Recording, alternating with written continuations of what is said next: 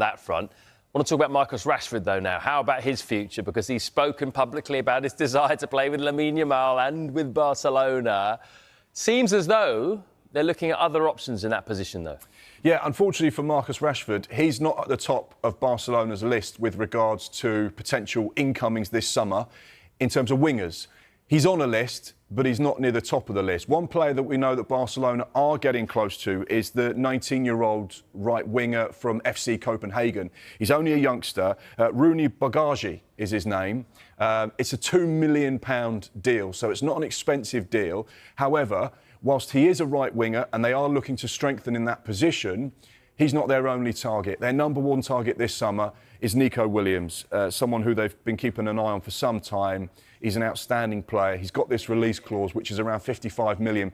However, the wages that come with a player of his calibre are not cheap, and we know that Barcelona financially don't have huge amounts of cash to spend, and they have to be very creative with the players they sign. Sometimes they can bring players in, but they can't always register them with La Liga.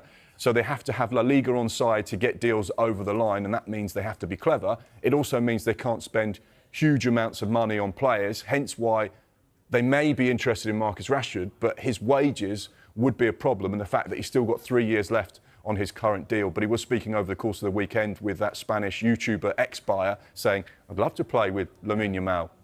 He's a great player. Who wouldn't love to play with him? One to keep an eye on, that's for sure. One other little thing we'll just point out as well, we like a little bit of social media activity, and Alejandro Garnacho just put something on his Instagram. And I don't know, what does this mean? He's wearing his Marcus Rashford Aston Villa shirt. My brother, love heart.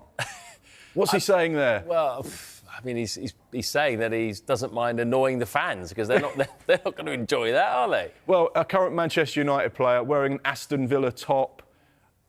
It's all fun and games.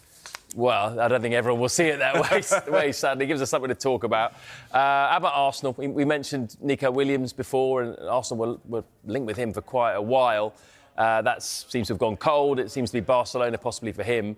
It's just an expensive deal to make happen. That's the problem. Yeah. The release clause isn't that high, but when you look at the overall package with the agency fee, the wages, the bonuses, the signing-on fee, it's an expensive one. Yeah.